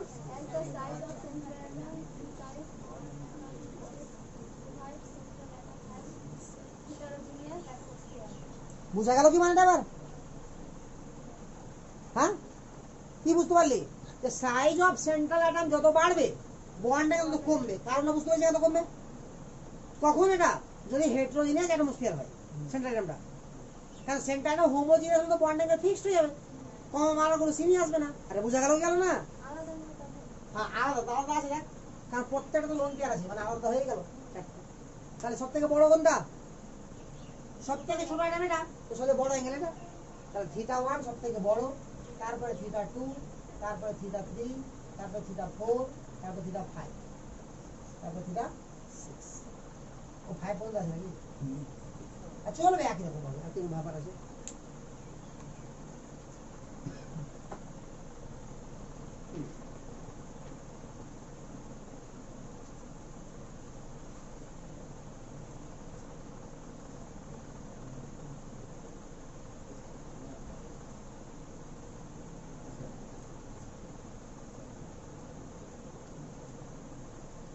ঠিক আছে? তাহলে বন্ডিং এর কাহিনী, অর্থাৎ কোন কোন ফ্যাক্টর আমার বন্ডকে ইফেক্ট করে এবং কিভাবে করে, একদম ক্লিয়ার না? ক্লিয়ার না? লাস্ট একটা কোশ্চেন আর করবো আমরা, তারপরে আমরা বেরিয়ে যাবো আদার জায়গা। তবে এতটুকু যা করালাম বন্ডের কাহিনীটা, ওই লাস্ট কোশ্চেনটা আজকে করাবো না, প্রথম করাবো, টাইম লাগবে। ওই একটা কোশ্চেন করে 10 মিনিট লেগে যাবে, রোজের টাইম হয়ে যাবে। পড়াবেন ওরে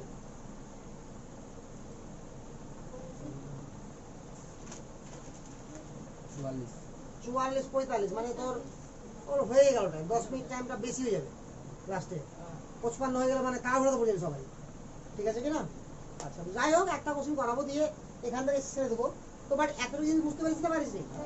ঠিক আছে? তো তাহলে অ্যাঙ্গেল গুলো এবার বলতে পারবি? তাহলে ভাব যে অ্যাঙ্গেলকে শুধু দেখে দেখে বললে হয় না, কত অ্যাঙ্গেলের মধ্যে ঝামেলা আছে। ক্লিয়ার না? ক্লিয়ার না? এরপরে আমাকে জানতে হবে বন্ড গঠন করার টেন্ডেন্সি। একদিন কি জানি আমরা, যতগুলো রুলস জানি বন্ড গঠন করার, এরপরে আরো অনেক রুলস আছে বন্ড গঠন করার, এবার সেগুলো শিখবো। ঠিক আছে? তো অর্থাৎ এতক্ষণ তুই আমার এটা খাওয়া দেখিস না, আমার এরকম খাতা 3টা আছে কেমিক্যাল বন্ডিং এর উপরে, তোদেরকে পড়াবো 2টা, ওরা পড়াবো না, ওটা খুবই হাই ফাই, অনার্স পড়লে পড়াতাম ওটা। ঠিক আছে কিনা? তো যাই হোক, এতটুকু থাক।